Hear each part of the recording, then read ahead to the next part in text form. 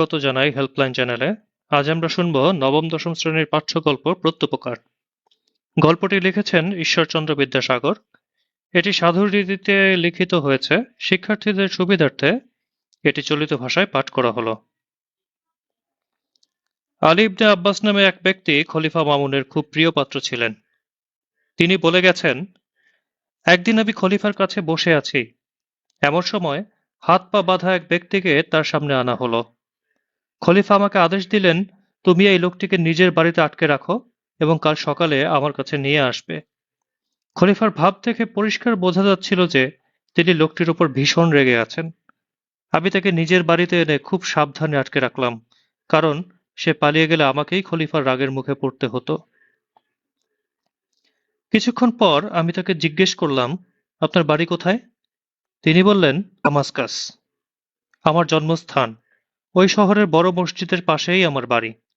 আমি বললাম, দামাস্কাস শহরের ওই অংশে আপনার বাস?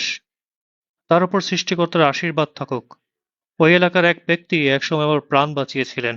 আমার কথা শুনে তিনি বিস্তারিত জানার ইচ্ছা প্রকাশ করলে আমি বলতে শুরু করলাম, অনেক বছর আগে দামাস্কাসের শাসনকর্তা পদচ্যুত হলে নতুন একজন দায়িত্ব নেন।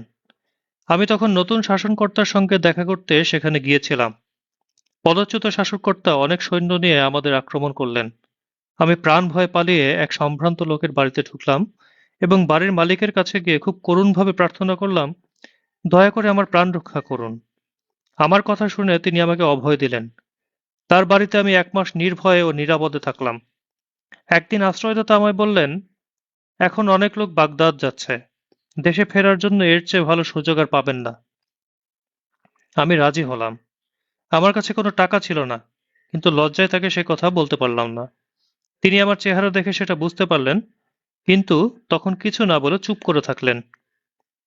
তিনি আমার জন্য যা যা আয়োজন করে রেখেছিলেন যাওয়ার দিন তা দেখে আমি অবাক হয়ে গেলাম। একটি চমৎকার ঘোড়া সাজানো আছে, আর একটি ঘোড়ার পিঠে খাবার ও প্রয়োজনীয় জিনিস রাখা আছে। পথে আমার সেবা করার জন্য একজন ভৃত্যও তৈরি। যাওয়ার সময় সেই দয়ালু আশ্রয়দাতা আমাকে একটি সোনার মোহর ভর্তি থলি দিলেন এবং আমাকে যাত্রীদের কাছে নিয়ে গেলেন। তাদের মধ্যে যাদের সাথে তার আত্মীয়তা ছিল তাদের সাথে পরিচয় করিয়ে দিলেন।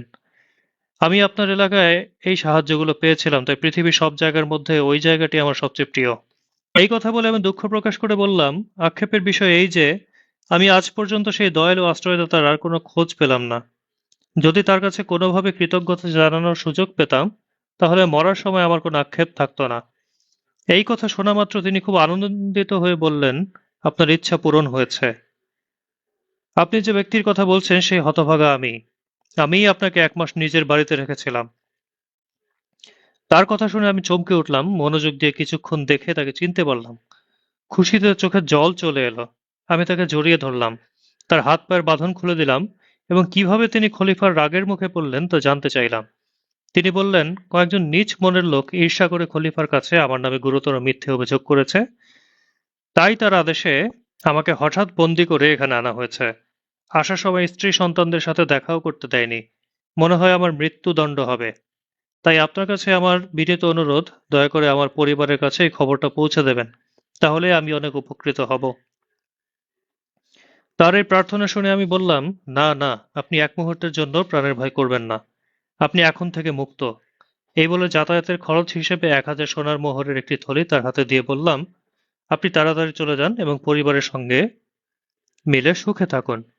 আপনাকে ছেড়ে দেওয়ার জন্য খলিফা আমার উপর চরম রেগে যাবেন ঠিকই, কিন্তু যদি আপনার প্রাণ বাঁচাতে পারি তবে তাতে আমার কোনো আফসোস থাকবে না।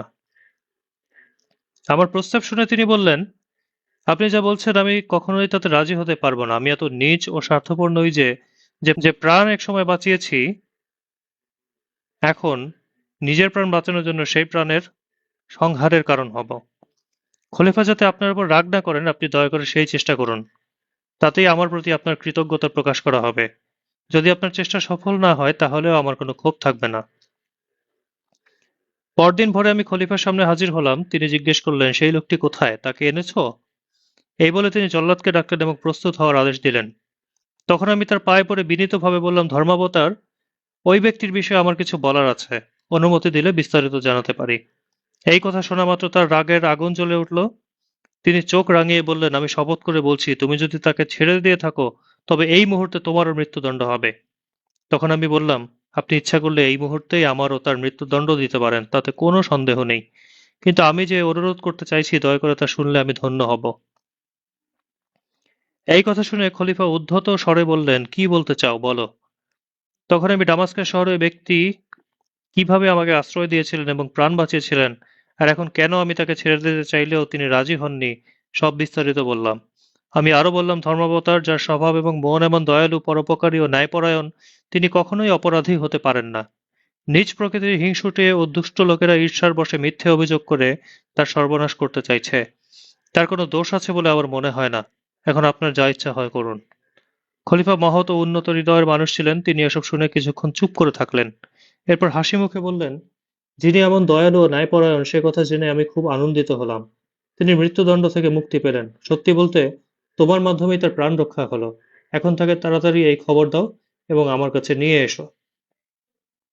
এই কথা শুনে আমি খুশিতে আত্মহারা হয়ে দ্রুত বাড়ি ফিরে তাকে খলিফার সামনে নিয়ে আসলাম।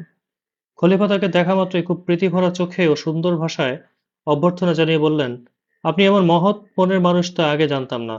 দুষ্ট লোকদের কথা বিশ্বাস করে অকারণে আপনার প্রাণদণ্ড দিতে চেয়েছিলাম। এখন আপনার আসল পরিচয় পেয়ে আমি খুব খুশি হয়েছি। আমি অনুমতি দিচ্ছি আপনি নিজের বাড়িতে ফিরে যান। এই বলে খলিফা তাকে দামি পোশাক, সাজানো 10টি ঘোড়া, 10টি খচ্চর এবং 10টি উট উপহার দিলেন। এছাড়া ডামাস্কাসের রাজ প্রতিনিধির নামে একটি অনুরোধপত্র এবং যাতায়াতের জন্য প্রচুর টাকা দিয়ে তাকে বিদায় জানালেন। তো শেষ হলো প্রত্যুপকার গল্পটি। গল্প পাঠ ভালো লাগলে ভিডিওটি লাইক ও চ্যানেলটি সাবস্ক্রাইব করার অনুরোধ রইল। সবাইকে ধন্যবাদ।